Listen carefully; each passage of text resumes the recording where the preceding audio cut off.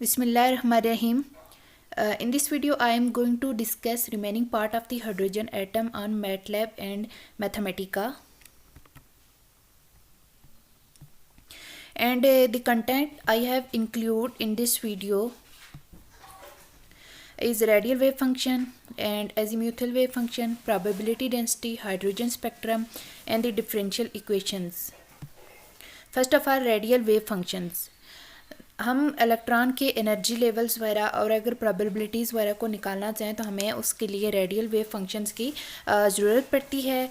और radial wave function जो होता है वो डिपेंडेंट होता है on principal quantum number that is n and the orbital quantum number that is l. और हम नॉर्मलाइज्ड रेडियल वेव फंक्शन को देख सकते हैं कि जो कि हमारे पास बराबर है आर एन एल, यानी एन ऑर्बिटल क्वांटम नंबर और एल जो है एन जो है प्रिंसिपल क्वांटम नंबर, एल जो है हमारे पास ऑर्बिटल क्वांटम नंबर है। तो ये फंक्शन होता है आर का और ये इक्वल है 2z/n a0⁻3/2, जो इसमें हमारे पास z एटॉमिक नंबर है, a0 कांस्टेंट है और n जो है वो प्रिंसिपल क्वांटम नंबर है, into n minus L minus 1 factorial divided by 2n into n plus 1 factorial का होल क्यूब और ओवरऑल 1/2 और e⁻⁻zr/n a0 into 2zr/n a0 का cube power L into L. और ये हमारे पास एसोसिएटेड लैग्रेंजियन पोलिनोमियल है। तो एसोसिएटेड लैग्रेंजियन पोलिनोमियल्स को हम निकाल सकते हैं थ्रू फार्मूला नीचे गिवन है, जो कि है I is equal summation I is equal to 0 to n minus L minus 1 into -1 की power I into n plus 1 iota का whole square rho square divided by I factorial into n minus L minus 1 minus I into 2l plus 1 plus I into factorial. तो जो हमारे पास इसमें रो है वो हमारे पास 2k r के बराबर है और k हमारा जो है वो z/a0 n के बराबर है।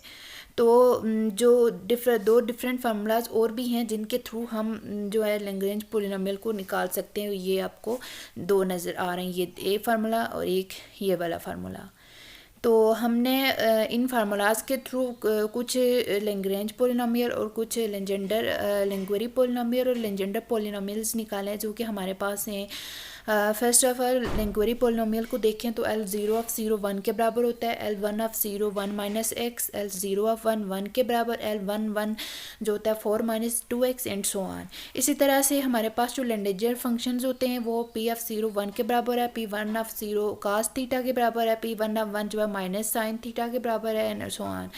तो through putting different values of n and l हमने डिफरेंट रेडियल वेव फंक्शंस निकाले हैं। ये आपके पास उन दो या तीन रेडियल वेव फंक्शंस की लिस्ट गिवन है फॉर n = 1, n = 2 और n = 3 के लिए।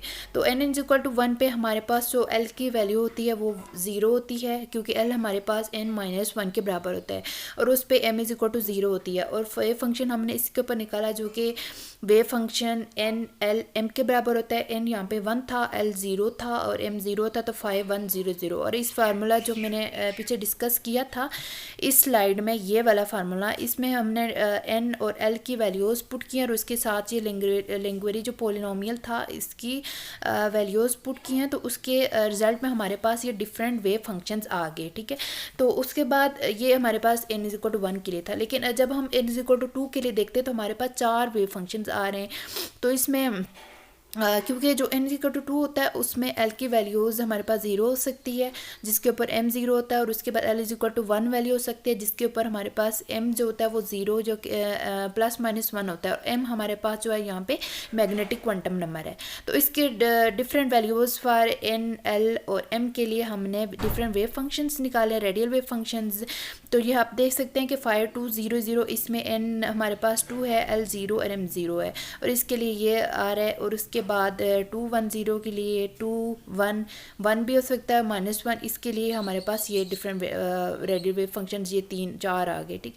फिर उसके बाद n इज इक्वल टू 3 पे हमारे पास l के जो है वो पॉसिबल वैल्यूज़ 3 हैं। l इज इक्वल टू 1 हो सकता है, l इज इक्वल टू 0 हो सकता है, l इज इक्वल टू 2 हो सकता है, लेकिन यहाँ पे मैंने कंप्लीट पिक्चर नहीं डाली हुई, l इज इक्वल टू 1 तक मैंने डाला है। और इस पे ऊपर m इज इक्वल टू 0 भी होता है, l is equal to 0, m is equal to 0, l is equal to 1 जब होता है तो m इज इक्वल टू 0 और प्लस माइनस 1 होता है। और जब हमारे पास l इज इक्वल टू 2 होता है तो m की 5 वैल्यूज़ एग्जिस्ट करती हैं, 0 प्लस माइनस 1 और plus minus 2। In different values के ऊपर हमने वे फंक्शन निकाले जो कि 5300, 5310, 531 प्लस माइनस 1 ये वे फंक्शन है। और मैनी अदर वे फंक्शन जो कि n इज इक्वल टू 4 के लिए होंगे, n is equal to 5 and up to so on. तो इसके बाद हमने इन वेव फंक्शंस को मैथमेटिका पे प्लॉट करने की कोशिश की। तो ये आप जो कमांड्स देख सकते हैं जो कि मैंने यूज्ड की हैं in order to plot these wave functions, radial wave functions, और इनकी आउटपुट आप देख सकते हैं ये हमारे पास आई है। तो इसमें आप वेव फंक्शन 5100 को मैंने प्लॉट किया है, 5200 को प्लॉट किया है, 5300, 5310 और 530 को प्लॉट किया है। तो ये हम इनके रेडियल फंक्शंस के जो हैं प्लॉट्स आ गए। फिर उसके बाद मैंने एक तो इनको मैटलैब पे प्लॉट किया और उसके साथ मैंने इनको मैथमेटिका पे प्लॉट करने की भी कोशिश की है। तो ये हैं उनका जो कमांड्स मैंने यूज़ की हैं in order to plot them on the Mathematica. तो ये वही कमांड्स हैं और इसकी आउटपुट आप देख सकते हैं। लेकिन इसके साथ साथ मैंने यहाँ पे एक तो रेडियल वेव फंक्शंस को प्लॉट किया और उसके साथ मैंने रेडियल प्रोबेबिलिटी डेंसिटी को भी प्लॉट किया जो कि मैं लेटर ऑन एक्सप्लेन करूँगी नेक्स्ट इसके बाद। तो इसमें आप देख सकते हैं कि ये आउटपुट्स आई हैं। और इसमें एक तो जो पहले मैंने मैटलैब पे प्लॉट किया था उसमें मैंने एक ही ग्राफ में सारे प्लॉट्स कर दिए थे, लेकिन इसमें मैंने सेपरेटली हर रेडियल फंक्शन का अलग से प्लॉट किया। ये वाला प्लॉट आप देख सकते हैं। फिर ये वाला जो है तो n इज इक्वल टू 1 और l इज इक्वल टू 0 के लिए है। फिर उसके बाद ये n इज इक्वल टू 2 और l इज इक्वल टू 1 के लिए है। फिर n इज इक्वल टू 3 और l इज इक्वल टू 1 के लिए ये वाला प्लॉट है। और ये पहले जो प्लॉट्स हैं ना तो ये रेडियल प्रोबेबिलिटी डेंसिटी के हैं जो कि मैं लेटर ऑन एक्सप्लेन करूँगी। फिर उसके बाद आप मज़ीद प्लॉट्स देख सकते हैं कि n इज इक्वल टू 4 और l इज इक्वल टू 2 के लिए प्लॉट है, और n इज इक्वल टू 4 और n is equal to l is equal to 3 के लिए प्लॉट है। और ये n इज इक्वल टू 4 और l इज इक्वल टू 2 जो है 1 के लिए प्लॉट है, n इज इक्वल टू 4 और l इज इक्वल टू 1 के लिए प्लॉट है। फिर इसके बाद ये वाला n इज इक्वल टू 3 और l इज इक्वल टू 2 के लिए प्लॉट है। फिर उसके बाद जो हमारा नेक्स्ट टॉपिक है रेडियल प्रोबेबिलिटी डेंसिटी। तो रेडियल प्रोबेबिलिटी डेंसिटी हम क्यों यूज़ करते हैं कि जो हमने बोर्स थ्योरी पढ़ी थी उसमें हमने देखा था कि हमारे पास न्यूक्लियस होता है और उसके गिर्द इलेक्ट्रॉन रिवॉल्व कर रहा होता है और उस इलेक्ट्रॉन की जो पोजीशन होती है वो वेल डिफाइंड होती है। लेकिन जब हम क्वांटम में देखते हैं, इन क्वांटम टर्म्स देखते हैं, तो हमारे पास जो इलेक्ट्रॉन होता है उसकी जो पोजीशन होती है वो वेल डिफाइंड नहीं होती, बल्कि हम उसकी प्रोबेबिलिटी देखते हैं। तो also in many applications in atomic physics it is important to note that the behavior of wave function since measurable quantities can be measured by calculating various expectation values from the wave function of the given state in Lm. We can calculate the probability of finding an electron from the corresponding probability density functions. तो probability हम निकालने के लिए एक तो हम phi लेते हैं और उसका एक complex conjugate ले लेते हैं, phi steric ले लेते हैं। तो phi steric आप ये देख सकते हैं कि e की power iota E n t by h cut है, और उसमें उसका जो कंजुगेट होता है माइनस ई, ये इसका कंजुगेट है, ये प्लस में है, और ये इसका सिंपल वेव फंक्शन है जो कि minus iota E n t by h cut में है। फिर उसके बाद जो इसमें एक रेडियल पार्ट होता है, एक एंगुलर जो थीटा और एक एंगुलर पार्ट है इसमें, मतलब ये एंगुलर पार्ट्स हैं और ये रेडियल पार्ट है। तो एंगुलर पार्ट में हमारे पास थीटा और साई दोनों आ रहे हैं और रेडियल पार्ट में आर आ रहे हैं। फिर उसके बाद हमारे पास जो probability of finding an electron जो है अजीमुथल एंगल जो फाई उसके ऊपर डिपेंडेंट नहीं होती, क्योंकि जब हम इसका फाई को देखते हैं तो हमारे पास ई की पावर आयोटा एम फाई होता है, माइनस आयोटा एम फाई होता है, और उसका कंजुगेट लेते हैं तो प्लस आयोटा एम फाई आ जाता है, जो कि एक दूसरे के इफेक्ट को कैंसिल आउट करके 1 दे देते हैं। फिर जो नेक्स्ट हम देख सकते हैं कि हमारे पास वेव फंक्शन इसके इक्वल आ रहा है। फिर उसके बाद the radial wave function can be use to calculate the radial probability density of the electron, that is the probability of an electron being at a distance r from the nucleus, और it depends on both n and l. तो we are interested in finding the probability of the electron being in a thin shell of radius r and thickness dr. तो आप differential volume आपने देखा होगा कि जो हमारे पास स्फेरिकल जो पोलर कोऑर्डिनेट्स होते हैं उसमें हमारे पास बराबर होता है d v is equal to r square sine theta d r d phi और डी थीटा और डी फाई के बराबर होता है। ये सारी चीज़ें जब हमने प्रोबेबिलिटी पे निकालने के लिए पुट की तो हमारे पास प्रोबेबिलिटी आ गई r square d r d स्टेरिक डी आर, इस तरह से अप टू सो ऑन। ये हमारे पास प्रोबेबिलिटी डेंसिटी कैलकुलेट करने का फार्मूला है। और नेक्स्ट मैंने इन को प्लॉट किया radial probability density for hydrogen atom मैंने निकाली है ऑन दी मैटलैब। तो आप ये देख सकते हैं कि जो हमारे पास डिफरेंट ग्राफ्स आ रहे हैं, तो इनमें जो रेडियल 100 के लिए जो हमने निकाली है 300 200 310 और 320 के लिए हमने रेडियल प्रोबेबिलिटी डेंसिटी निकाली है। और इसमें जो हमारे पास पीक्स आ रही हैं ये डायरेक्टली प्रोपोर्शनल हैं to the radial probability density, यानी ये जो मतलब पीक्स जो है ना ये हैं यहाँ पे इलेक्ट्रॉन की पाए जाने की प्रोबेबिलिटी जो है वो ज़्यादा होगी, पीक्स पे ज़्यादा होगी। और जो हमारे पास ये डाउन फॉल हो रहा है, इसमें जो प्रोबेबिलिटी इलेक्ट्रॉन के पाए जाने की होगी वो कम होगी। फिर उसके साथ मैंने जो है तो इलेक्ट्रॉन प्रोबेबिलिटी डेंसिटी को एक तो आपको मैंने पहले भी दिखाया था कि जो रेडियल प्रोबेबिलिटी डेंसिटी मैंने निकाली थी मैथमेटिका पे, ये वाली ये और ये जो फर्स्ट ग्राफ्स है ना, तो ये रेडियल प्रोबेबिलिटी डेंसिटी है इलेक्ट्रॉन के पाए जाने की। तो इसके साथ मैंने अलग से भी प्लॉट्स किए हैं रेडियल प्रोबेबिलिटी डेंसिटी को निकालने के लिए। तो ये आप देख सकते हैं, ये इसकी कमांड्स हैं, ये इसकी कमांड्स रही। और जो हमारे पास आउटपुट आई उसमें हमारे पास ये different n is equal to 1 और m इज इक्वल टू 0 के लिए और l इज इक्वल टू 0 के लिए हमारे पास है रेडियल इलेक्ट्रॉन प्रोबेबिलिटी डेंसिटी। और ये डिफरेंट कलर्स जो है ना तो ये शो कर रहे हैं, जैसे ये इनकी अमाउंट लिखी हुई है, यानी इनकी प्रोबेबिलिटी लिखी हुई है कि इस पॉइंट पे इतनी प्रोबेबिलिटी है इलेक्ट्रॉन के पाए जाने की, इस कलर पे इतनी है, इस कलर पे इतनी है, इस कलर पे इतनी है, अप टू सो ऑन। तो ये इस तरह से हम देख सकते हैं कि ये इस पे भी हम देख सकते हैं कि और इस पे भी हमने डिफरेंट वैल्यूज़ ऑफ n और l के लिए प्रोबेबिलिटीज़ देखी हैं। तो जो डिफरेंट कलर्स है वो शो कर रहे हैं कि हमारे पास इलेक्ट्रॉन की प्रोबेबिलिटी कितनी है इस कलर पे पाए जाने की।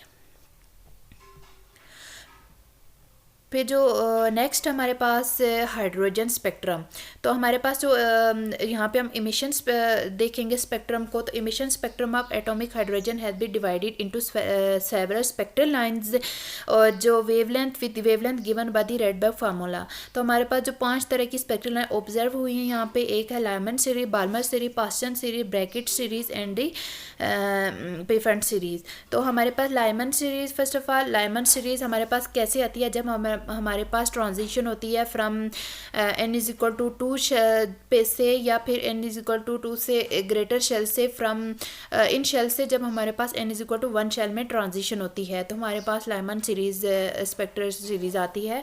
तो ये जो लाइमन सीरीज होती है ये हमारे पास अल्ट्रा वायलेट रीजन में लाई करती है। इसी तरह से हमारे पास जो बाल्मर सीरीज़ है इसमें ट्रांजिशन होती है from n is equal to 3 या n is equal to greater than 3 से दूसरे शेल में n इज इक्वल टू 2 पे ट्रांजिशन होती है। और ये बाल्मर सीरीज़ जो हमारे पास है ये विजिबल रीजन में लाई करती है। तो नेक्स्ट जो हमारे पास पास्टन सीरीज़ है, पास्टन सीरीज़ में हमारे पास n इज इक्वल टू 4 या ग्रेटर देन 4 से ट्रांजिशन होती है into n is equal to 3 में। तो ये हमारे पास जो पास्टन सीरीज़ होती है ये लाई करती है इन द इंफ्रारेड रीजन। और सिमिलरली हमारे पास जो ब्रैकेट सीरीज़ होती है इसमें हमारे पास ट्रांजिशन होती है n इज इक्वल टू 5 से या ग्रेटर देन 5 से into n is equal to 4 shell में। तो ये भी जो हमारे पास ब्रैकेट सीरीज होती है ये भी इंफ्रारेड रीजन में लाई करती है। और उसके बाद लास्ट वन में भी जो पी फंड सीरीज़ है इसमें हमारे पास ट्रांजिशन हो सकती है n इज इक्वल टू 6 से या ग्रेटर देन 6 यानी 7 8 9 10 अप टू सो ऑन से into the n is equal to 5 shell में। और ये भी हमारे पास पी फंड सीरीज की सारी वेवलेंथ्स होती हैं इलेक्ट्रोमैग्नेटिक स्पेक्ट्रम जो होता है उसके इंफ्रारेड रीजन में लाई करती हैं। और जो नेक्स्ट हमारे पास है एजीमुथल वेव फंक्शन। तो एजीमुथल वेव फंक्शंस को हम इस फॉर्म में, ये इक्वेशन है एजीमुथल वेव फंक्शंस की, और जो इसका सॉल्यूशन है वो हमारे पास ये है। तो फाई जो होता है e की power minus iota m l into phi के बराबर होता है। और उसके बाद जो वेव फंक्शन फाई इसका पीरियड 2 पाई होता है। और इस फॉर्म में हम जब इसको लिखते हैं तो हमारे पास एक्सपोनेंशियल हमारे पास आ जाता है iota 2 pi into m of l. और जहाँ पे एम एल की डिफरेंट वैल्यूज़ हैं, 1 है, 0 है, +-1 और +-2 है। फिर उसके बाद जो हमारे पास एक्सपोनेंशियल का जो रियल पार्ट होता है वो कोसाइन फंक्शन होता है, और जो इमेजिनरी पार्ट होता है वो साइन फंक्शन होता है। फिर इसको हम इसके रियल और इमेजिनरी पार्ट्स को जब हमने प्लॉट किया ऑन दी मैटलैब तो आप देख सकते हैं ये हमारे पास मैटलैब कमांड्स हैं, और ये हमने ml इज इक्वल टू -1 के लिए एजीमुथल वेव फंक्शंस को का प्लॉट किया है। फिर उसके बाद हमने ml इज इक्वल टू -2 के लिए किया है।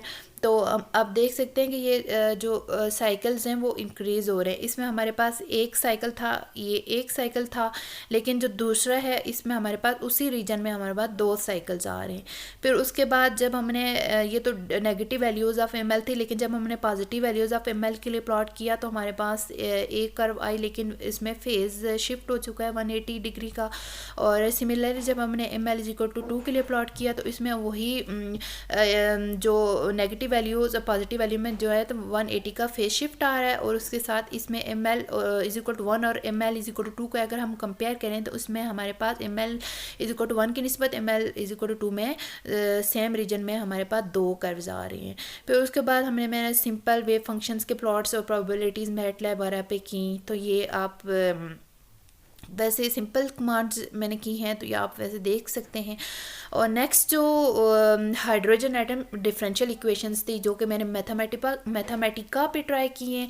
तो आपने सिर्फ रूल याद रखना है कि आपने जब भी डिफरेंशियल इक्वेशन को सॉल्व करना होगा तो उसके लिए आपने डी सॉल्व लिखना है, और उसके बाद आपने इस इक्वेशन जो आपने सॉल्व करनी होगी उसको लिख के इक्वल टू 0 करके डिपेंडेंट वेरिएबल लिख लेना है, और in terms of independent variable और उसके साथ इंडिपेंडेंट वेरिएबल लिख के आपके पास इस तरह की आउटपुट्स आ जाएंगी। सिमिलरली ये इक्वेशन भी मैंने ली थी और ये उसको लिख दिया, और उसके बाद ये डिपेंडेंट वेरिएबल इंडिपेंडेंट वेरिएबल था और उसके मैंने इसका सॉल्यूशन आ गया, आउटपुट आ गई। आपको कोई भी क्वेरीज हों अगर इस वीडियोस के रिलेटेड तो आप कमेंट बॉक्स में आप लिख सकते हैं। इंशाल्लाह आपकी तमाम क्वेरीज को दूर किया जाएगा।